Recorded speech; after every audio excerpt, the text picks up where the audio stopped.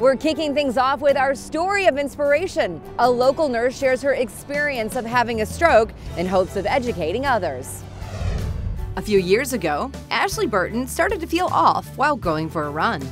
It almost felt like this big Charlie horse that ended up going like down my arm and like up into my neck, into my head briefly. And then it was just this constant like aching in my shoulder.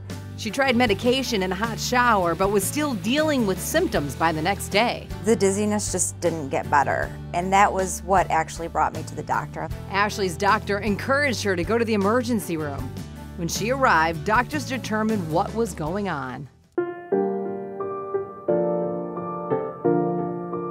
So I went in for my MRI and it came back, and she came back in my room and said, yes, you had a stroke, and actually it was very large, and we're shocked that you don't have more deficits than what you do. A stroke is vascular damage to the brain, and either by a blood vessel blocking off or a blood vessel rupturing. They had told me that it was going to get worse before it got better due to brain swelling. The reason why she had a stroke was because she had what's called a dissection of her vertebral artery, one of the arteries that go to the brain. And what happened there is the actual wall of the artery ripped, and a clot formed on the wall of that ripped artery and went into part of her brain and caused her to have a stroke.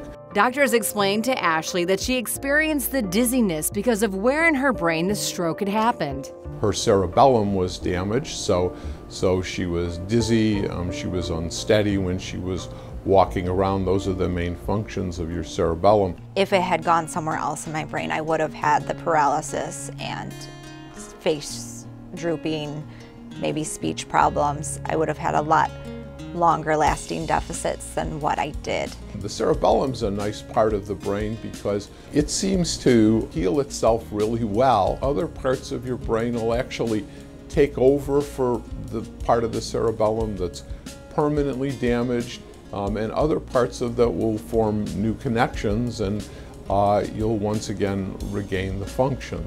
Because the blockage wasn't severe, doctors monitored Ashley and focused on managing her pain. The headache was awful. The dizziness was awful. Constantly spinning, even if I wasn't moving. And the nausea, just constant. I was very anxious to go back to work. When it happens, all you want is your life to be back to what it was. Ashley's friends and family rallied around her, supporting her as she recovered. They showed up constantly. They brought food, they made meals for me, they sent flowers, they sent gifts. People came out of the woodwork for me.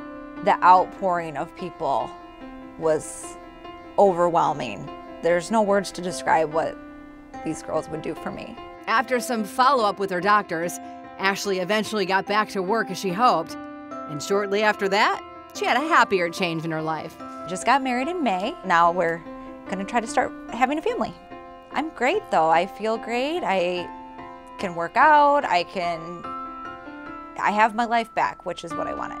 She's doing great. If she didn't tell you, you wouldn't know that she ever had a stroke. We think she has an excellent long-term prognosis. You see something on somebody that they're acting different, to get them to the hospital as quickly as you can. That is the best thing you can do for your loved one, is to get them to the hospital.